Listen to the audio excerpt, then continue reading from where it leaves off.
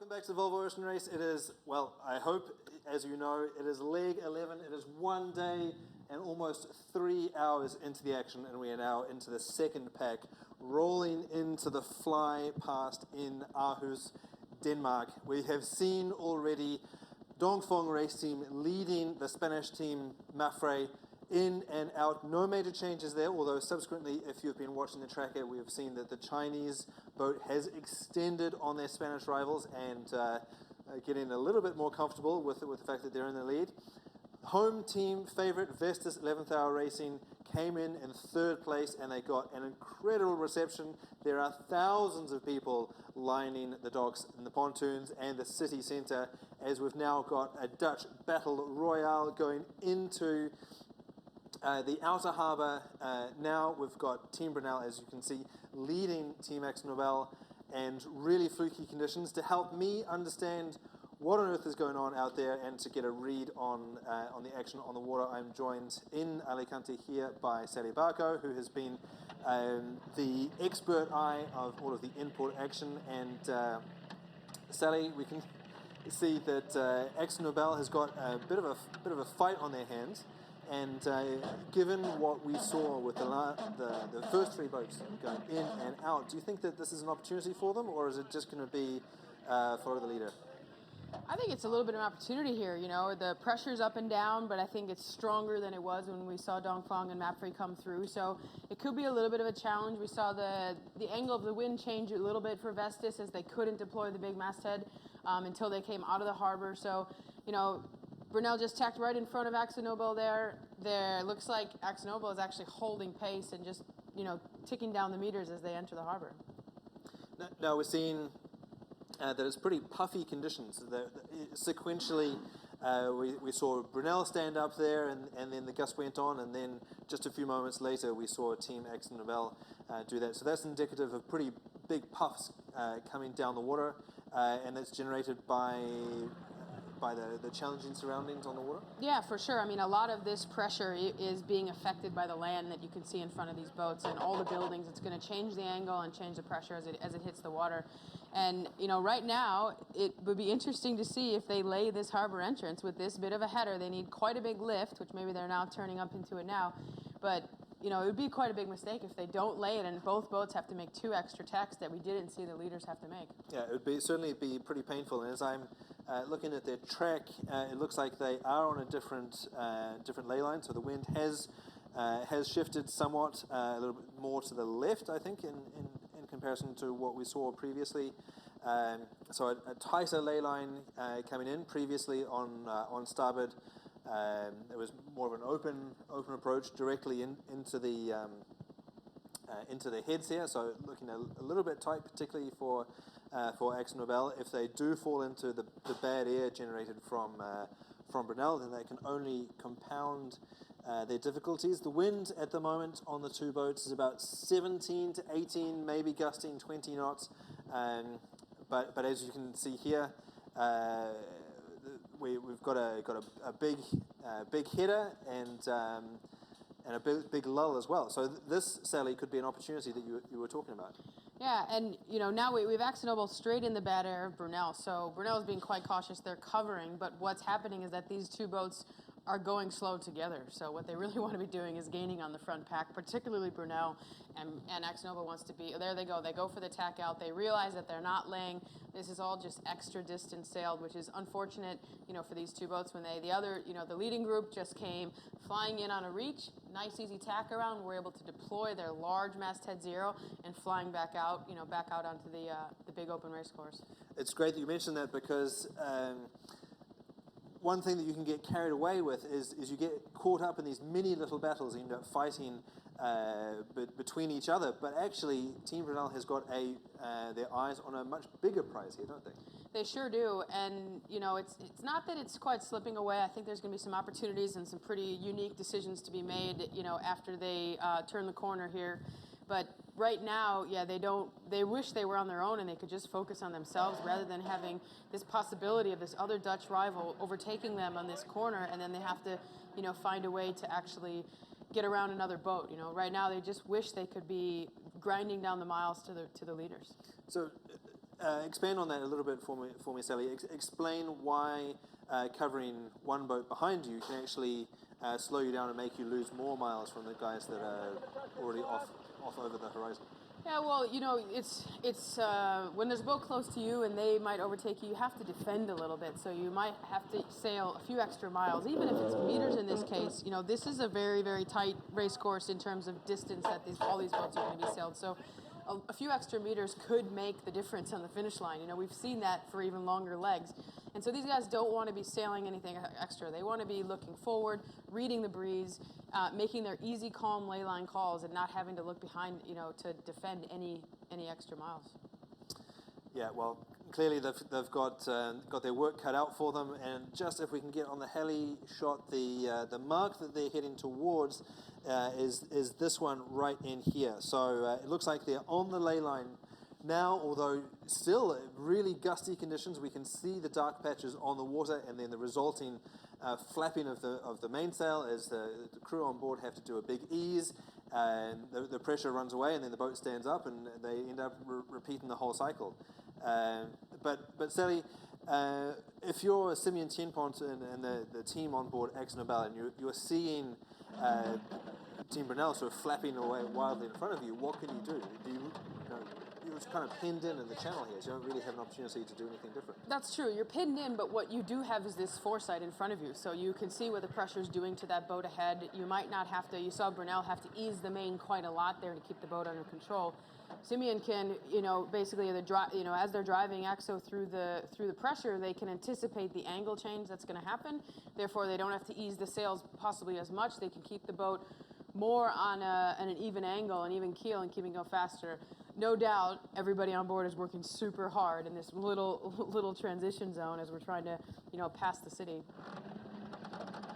So now we're here on board Team AkzoNobel, and you can see again the big ease. You can see the heel come on board the boat, and clearly in the gusts that are now over 20 knots, they can sometimes come in and get hit by the hammer. But Sally, we often talk about the fact that the rich get richer is often the case, and it may well be the case right now, because you've got three boats that are up over the horizon and are already focusing on the next battle, whereas these two are still sort of caught in this challenging environment.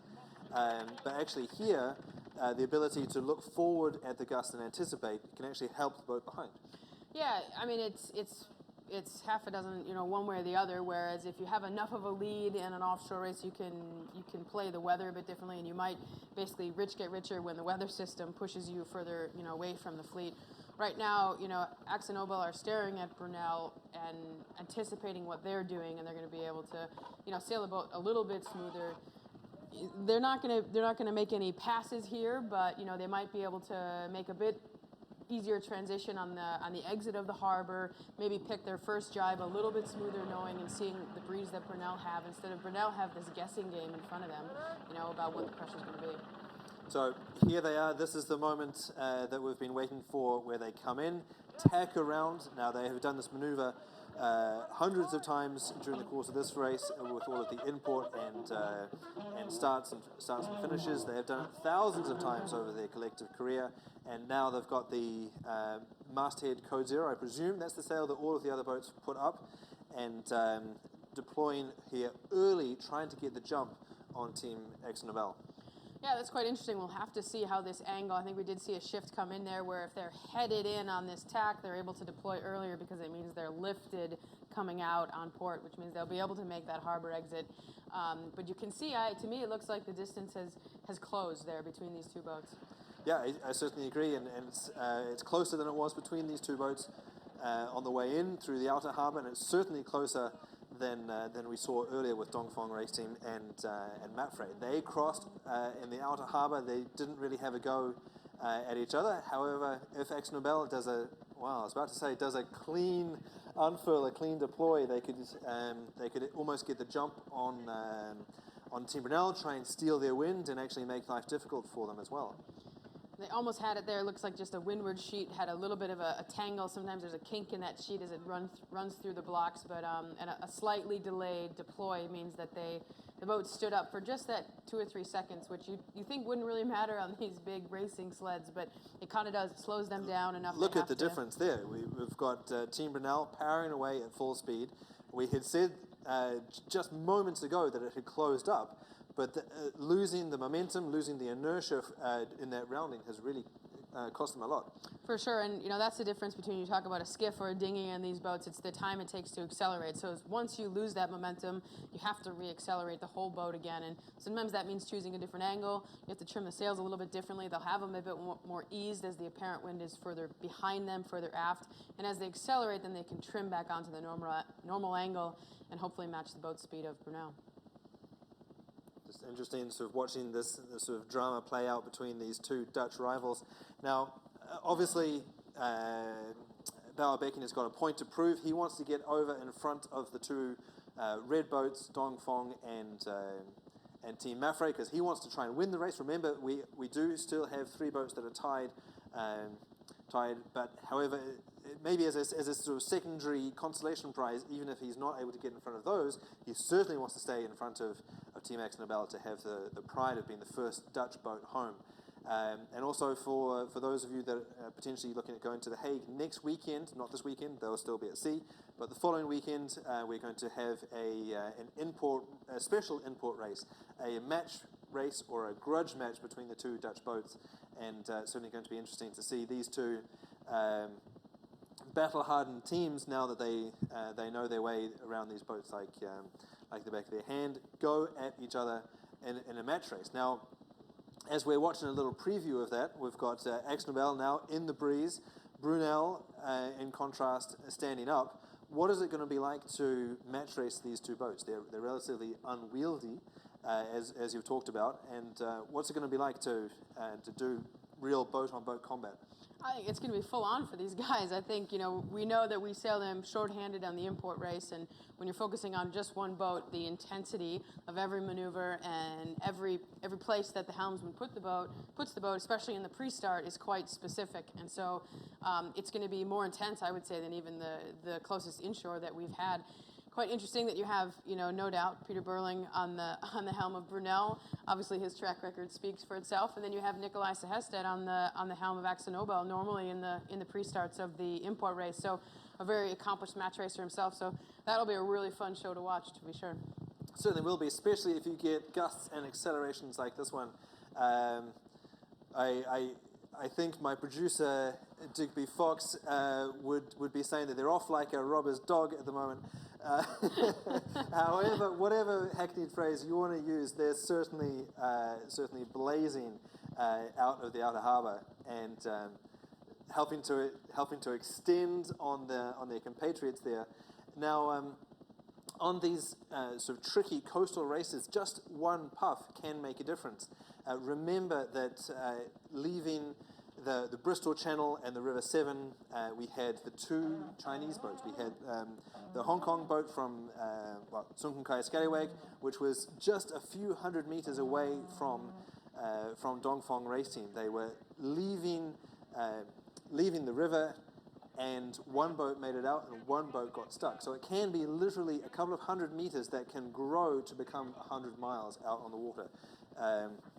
And so we've got gusts, we've got wind shifts, we've got puffs, and we've got tide gates and currents as well. And so, Sally, can you talk us through a little bit about how small gaps can go and just expand out of control like that, and talk us through the principle of a tide gate, for example? Yeah, for sure. I mean, sometimes sailors might just say it's the luck of the draw, but it comes down to the details. And right there, you saw Brunel transition very well from a light spot where they had the sails nice and eased and max power to a big puff on where they were able to accelerate and then trim the sails on and keep accelerating. And it looks like just extending away and staying in the breeze. It's quite similar when you're fighting a tide like that, and if you need to be really aware of the details and pushing the boat. Sometimes it can be, we talked a lot about meters just now because it is such a tight race. But yeah, when Sun Hun Kai Scallywag missed that tidal gate, it was because of some maneuvers they did quite arguably unforced errors in the pre-start that just made them sail a little bit extra distance, get behind the pack, and then not have the same breeze as the rest of the other teams, and all of a sudden you're stuck with a huge loss of hundreds of miles overnight by having to go on anchor. So for sure, one design boats breed detail in sailors, and right now you're seeing the difference in the skill levels and the teamwork on board is making the difference in the minute speed differences between the boats. Now, help us understand the mind of the sailor on one design a little bit.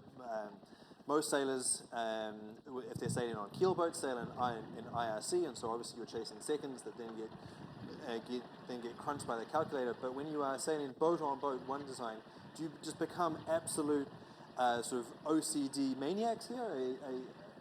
Do you always have the ticking clock in the back of your mind? You do, and we talked a little bit about performance numbers before, and sometimes you're sailing at 115% performance. So it's not like 100% is the limit. You can get to 120. It depends on the angle. It depends on a lot of different conditions that are happening within the boat, and you're always doing kind of what you just saw happen there was the hoisting a staysail. Is it the right staysail? You have the choice of the J3 or the J2, which is a slightly bigger sail, and then the trim in between those two sails because you need the airflow to happen quite freely between it all. So you're on watch for 4 hours. Here, these guys are on watch or on standby 24 hours. I'm pretty sure so far into this race, but the details are quite important. They're adjusting all the time, and also one thing that you'll hear the big E's on some of the boats when we're dialed in, and that's runner load. And so they're deciding how much runner load they're having, on the rig, which also changes the sail shape quite a lot. And there's so many. It's a one design boat, but there's so many little details you can change every minute. So from bending the mast to trimming the sails to choosing the right sail. As you can see, we've got a nice cross here. You've got this beautiful, beautiful boat-on-boat action. And actually, this is it's almost like Noah's Ark. You go 2 by 2 all the way around the world. These two boats have been stuck together for most of the race. Also, the two Dutch boats have been having a personal grudge match all the way around the world. So it's sort of it's interesting to see these two boats. They've learned a lot from each other. They both came in very much as underdogs. One team that had sort of pre-existing experience of sailing together with the Scallywag Super Maxi down in Australia, the 100-footer that does the 600-mile race. And so you had David Witt coming in for his second crack at the Volvo Ocean race, but really with a lot to learn about what makes the Volvo 65 very peculiar. And then on the other hand, you've got a young team, 50-50 mixed, male and female, but led by one of your former colleagues, Dee Kafari. And so she obviously knows her way around the 65, but can you tell us a little bit about Dee and about how she would have approached that challenge?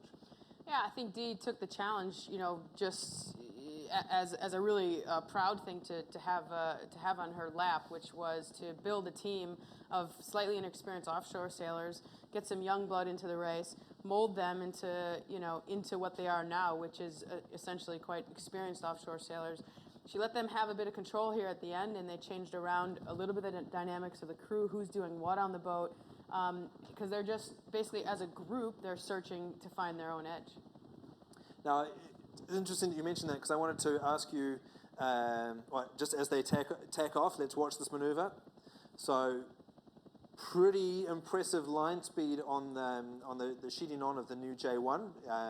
Not much flapping there on the clue, and so pretty quick acceleration. Nice to see that Turn the Tide on Plastic bailed out early. They saw that they were going to get into a little bit of competition there.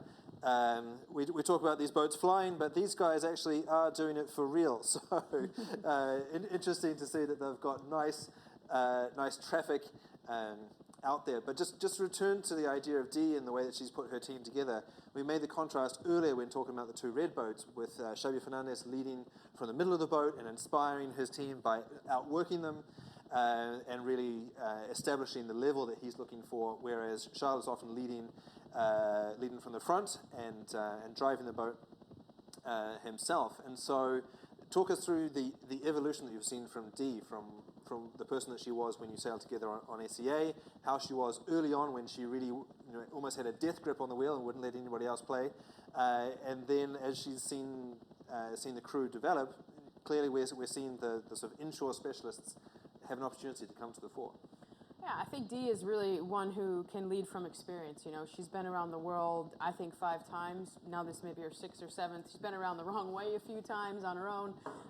She has some very unique experience, even compared to some of the other skippers in the race. And with that, she's had the big perspective of what kind of people she wants to be joined with on a boat like this. She owns this 50-50 crew, 5 women and 5 men. And that balance is pretty interesting. It's a team dynamic that we haven't seen before. Equality on the crew, and you have a female watch captain and a male watch captain, and they have to work very closely together and make a lot of decisions together. And you see Dee behind the scenes leading that with insight, not pushing people to make certain decisions, but just saying, hey, look, this is the direction we all want to get to.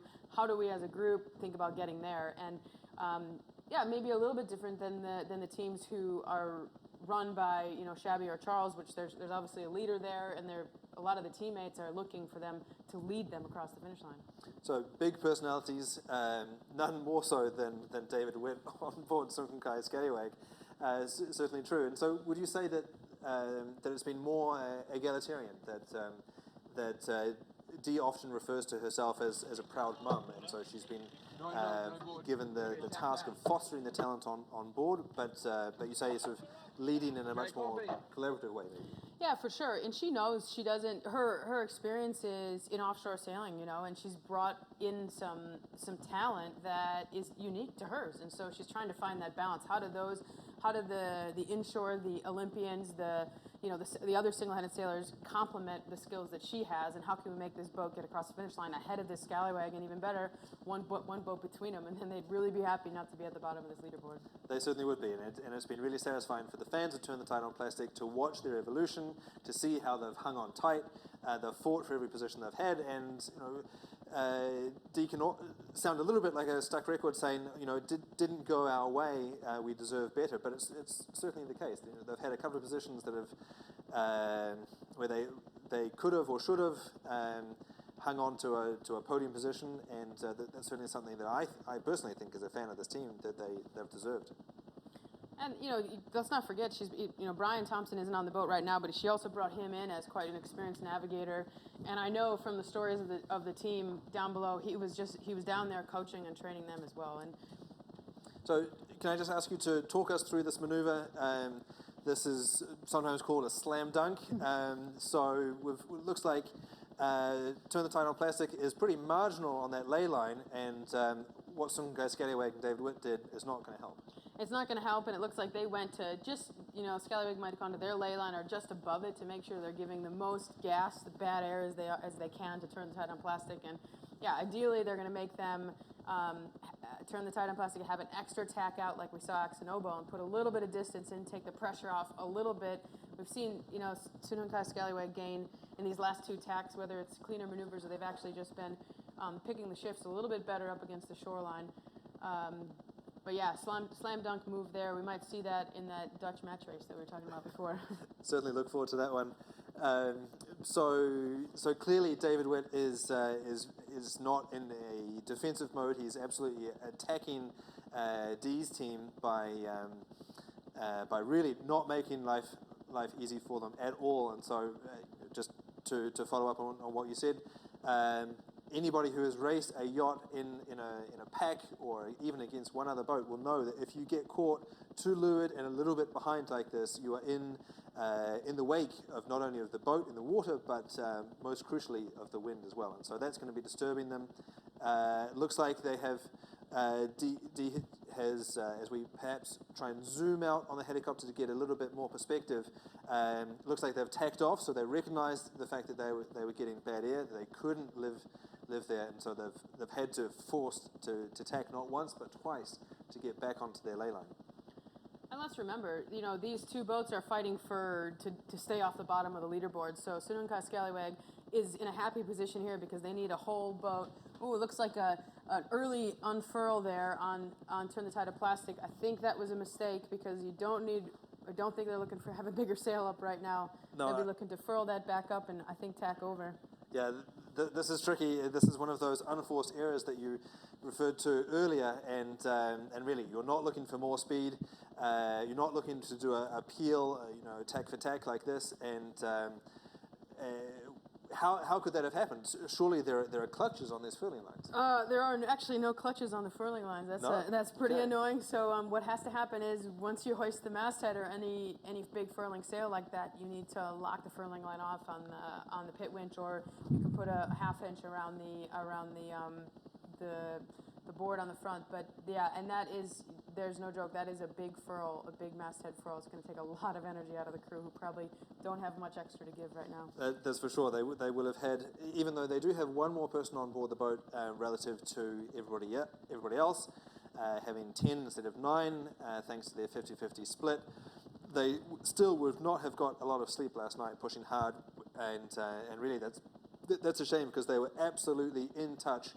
Then they got dunked on by David Witt, and then they, as you say, an unforced error that cost them dearly, certainly because it's embarrassing. They lost miles, and they had to burn up some extra calories on the pumps to fill their sail away. So as we zoom in now on David Witt, we can sort of see how this is evolving. They have a sail up, furled, and presumably with a couple of hitches on the furling lines, but that's really a mistake that anybody could make when you're in the sort of red mist of close combat with another boat. We've got the jockey poles here, so that means that they're expecting to be in full downwind mode once they exit. So again, we anticipate the masthead code 0, and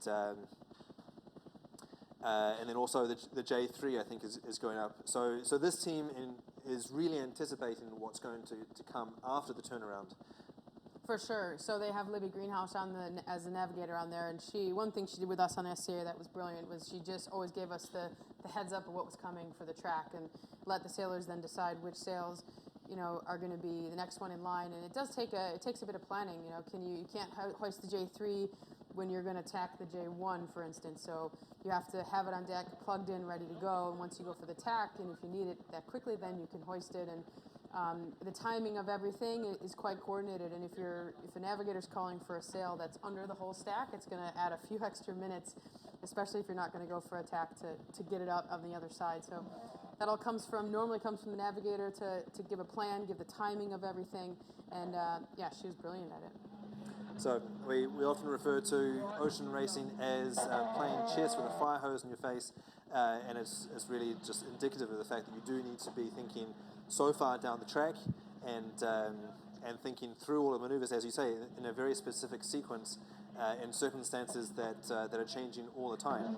Now, interesting to see that here we see them splitting the stack, getting one or maybe two sails over to leeward. Can you talk us through why it's so important to be doing that before the maneuver?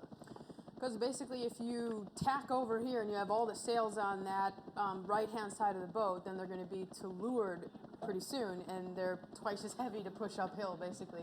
But they'll split the stack because knowing out of the harbor here, they can anticipate a few downwind jibes, and it's just quite a lot easier to have the stack set aside, and you see it a little bit forward on the boat, even though it's maybe a little bit puffy, because the sheets need to run freely. So it just makes life quite a bit easier to put them a little bit more forward, and then once they get into the big downwind conditions, they'll move them back to keep the bow free out of the water.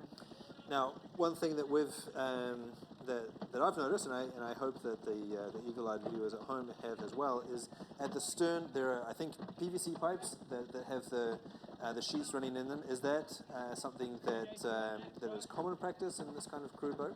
Yeah, that's kind of a new little addition where you can run the sheets through, which is nice just for that. So if you need to stack or you need to jibe in downwind heavy conditions. So we're talking about this line here, and so that's.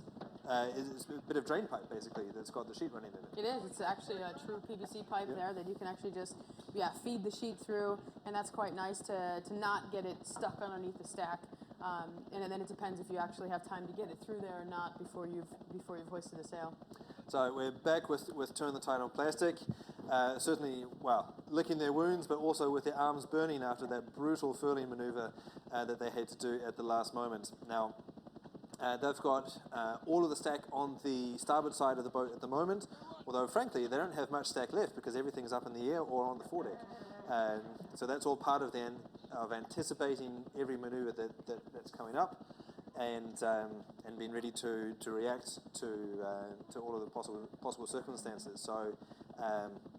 So again, they will be doing the tack on the J1 and then unfurling the masthead code 0, dropping the J1, putting up the J3, unfurling the J3, and keeping an eye outside the boat and keeping an eye on everything that needs to happen. So, in your experience, Sally, can you talk us through the sort of evolution of a team as it gets to know the boat and the race and so on? That you need to first figure out how to sail the boat, and only then can you start looking at strategy and getting your eyes out of the boat. It's particularly important in the match racing that you've done. That's very true. You know, it's a lot of boat handling is kind of the first focus, and it just depends on the complexity of the boat and how long that takes.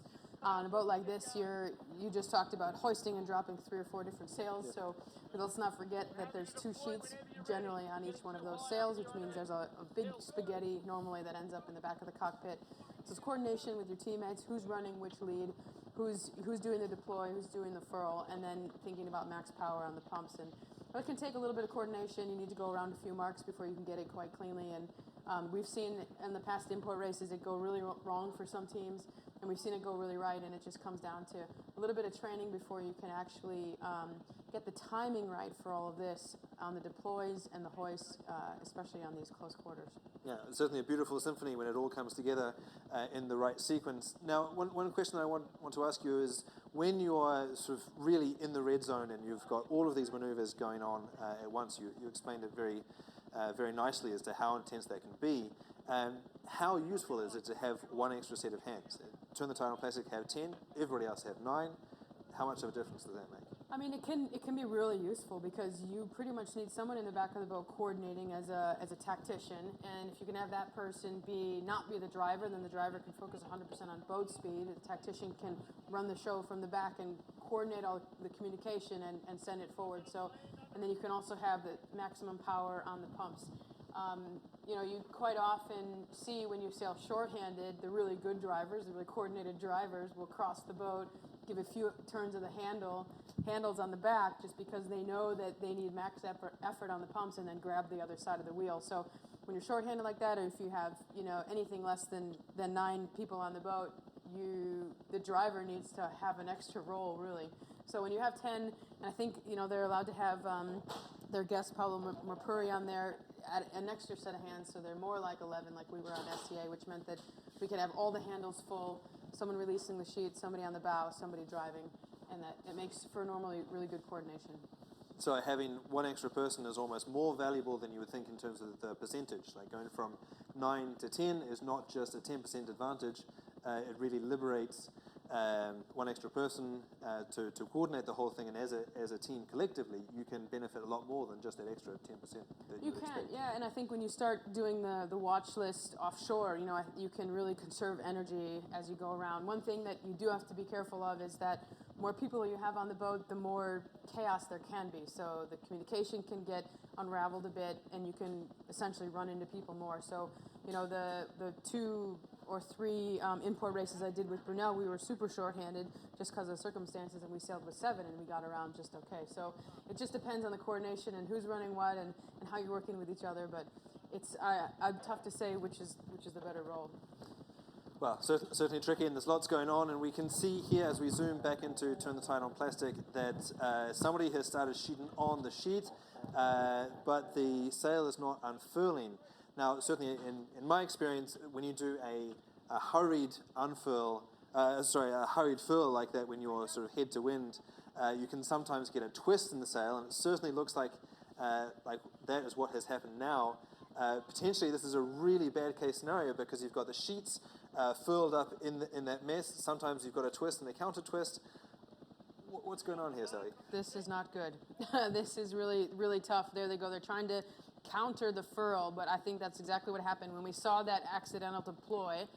they probably didn't hold the lazy sheet. So that windward sheet is what you're seeing sort of looped back in itself, and that got stuck in the furl. Essentially, it's one big rat's nest up there, and they, I think, are probably going to have to, excuse me, jibe back and forth to release it, and we'll see if they have a chance to do that. Well, that's certainly a blow to the team, and disappointing. It looks like Bianca Cook having a bit of a tug on the sheets there, but or maybe on the furling line to try and spin the sail to get a little bit of rocking in that sausage there to try and release the sheets, as you say. But this is really going to hurt them a lot, isn't it? Because they're stuck in this narrow channel. They can't jibe back and forwards to ease it off, as you said. What can they really do? Or are they just consigned to hemorrhaging miles for a little while? They are, and I think they're just waiting until they get out of the mouth of this harbor so they can put a few jibes in and sort it out. And it's really a shame because they're not only looking to catch up to Scallywag and these last little, hiccup maneuvers that they had didn't go so well, but they also, in their big picture, they want to gain all the way up to, AkzoNobel and Brunel to actually make a difference in the final result of this race. And there you go. You see them dropping the masthead zero, try to untangle it with their hands. Not a bad option. Maybe they're going to do that because it was going to take a little bit longer to get to that jibe angle, and they should be able to untie it here, hoist it back up, and get deployed and get off and going.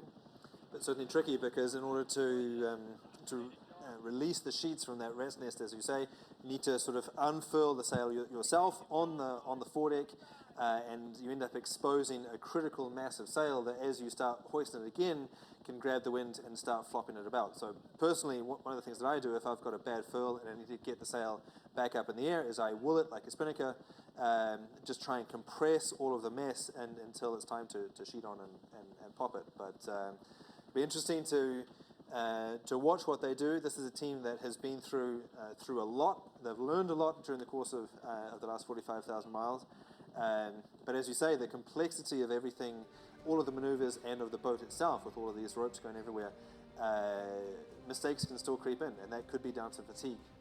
It could be. Everybody is pushing super hard. This is a young team. We know that one little mistake has now, compiled onto this other, arguably larger mistake. And we talk about experience a ton in this sport, and this is just adding to their experience.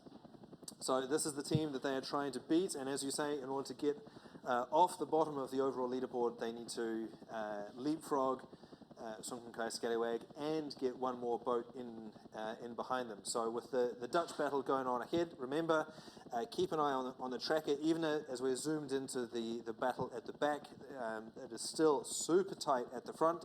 Brunel still leads Team AkzoNobel on the water, even though the ranking at the moment shows Team AkzoNobel.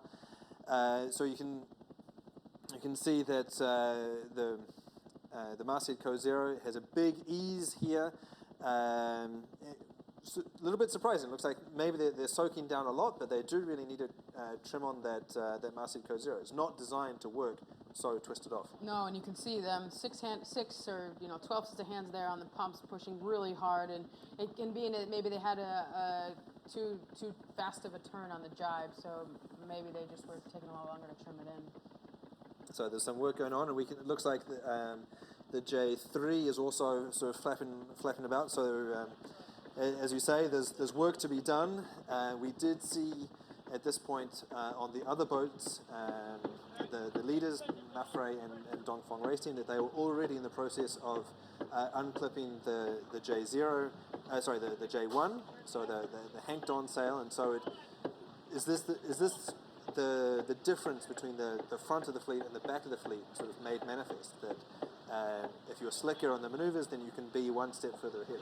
For sure, and if you were watching earlier and you recalled that first drive we saw Dongfeng do, they came way low on the wind, trimmed the sail in, and then popped up into accelerate. It does two things. It makes the whole maneuver faster. They can get on the bow and unhank, as you say, or deploy the J3, but also it conserves the energy of the sailors, and that's also, it comes down to experience. If you can just give, less calories burned out here right now is clearer thinking, better coordination, and less mistakes to be had.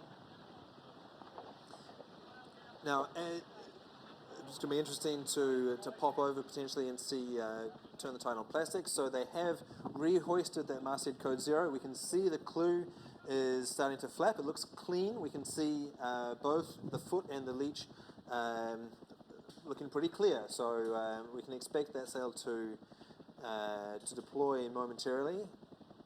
Yeah, it looks like it's coming out now, or almost looks like they're sort of stuck or furling it back in. So anyway, to my eye, that looks like a clean furl now, and they can go ahead with that. So we will expect to see turn the tide on plastic back up to speed, but it has certainly cost them dearly.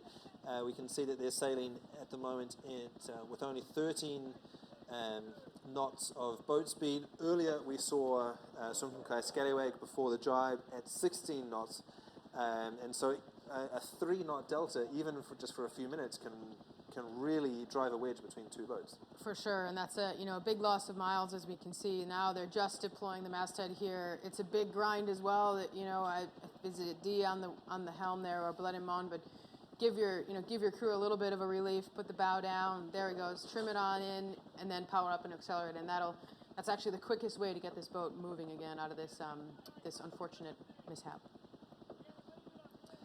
Now, just as we watch the way that this team recovers and gets ready to take the fight again to Scallywag, earlier when we watched the two boats going into Aarhus, we talked a little bit about character of the skippers and different ways of approaching being a leader on board these kinds of boats. Now, I kind of want to put you on the spot a little bit. If you could pick the personality traits that you see across the fleet and assemble them into one, I don't want you to name names, but who would be your ideal skipper, and from all of the experience that you've had in this race? That's quite a loaded question there, Conrad, but I'll go so for it. Don't name names. I want you to talk about the qualities. Yeah. I mean, qualities to me, someone who, you have to have the experience, because then I think you can make the best all-around decisions for your team. But for me, a leader who leads by example, who can show the team what they expect and then give power back to the team to perform the best they can. And that's what it's really about when I'm sure there's a million definitions of teamwork, but if you can empower each one of your players to do the best they can, then, that's the ideal situation, and then it's just about the makeup of your team. And for sure, I won't name names, but there are a lot of good characters in this race that I'd love to sail with.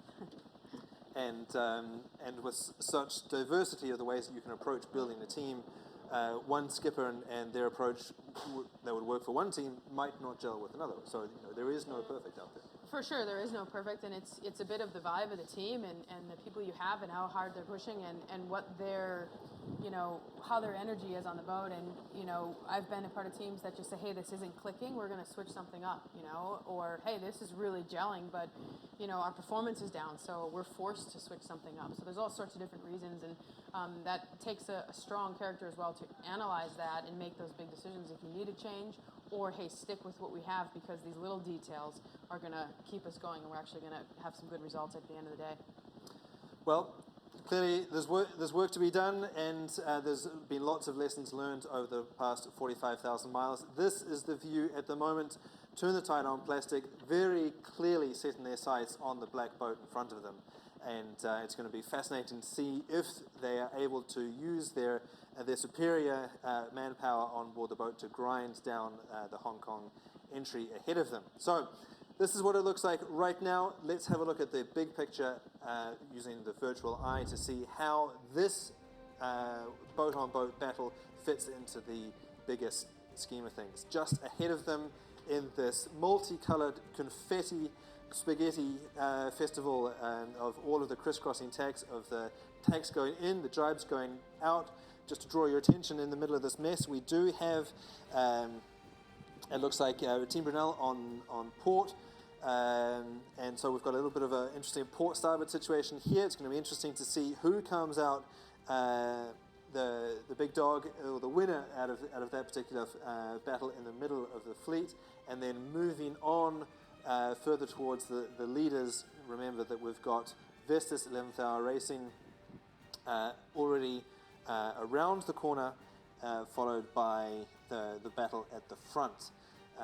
So Vestas are there right on the incoming track of all of the previous boats, and then at the top of your screen we've got Dongfang Race Team and Mafre. Now remember, These boats were, well, not quite overlapped, but certainly very, very close to each other when they went in and out of Aarhus. That gap has actually increased to my eye. It's now 1.5 miles, similar to what they had going in, but they did have a moment of compression where things were getting a little bit exciting. That's right, and I think they're able to stretch their legs a little bit and choose their modes, and it's quite impressive to see the speed and the consistency that Dongfeng have, and interesting to see how they carry it through the next turn. Yep, certainly. Now, what we have coming up for you over the next 2.5 days until they make it into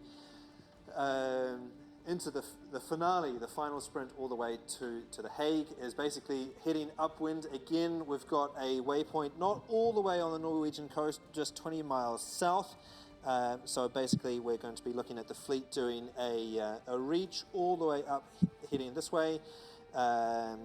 And then as the wind evolves, then basically we'll be heading up around this mark, and then essentially on a power reaching component here at the end. We're expecting quite strong wind, 20-25 knots. The boats will be doing a similar speed, so fast blast towards the end, and then, well, it looks like the high pressure is going to eventually catch up with the boats, and it's going to be a light finish, but the ETA is still expected for Sunday afternoon.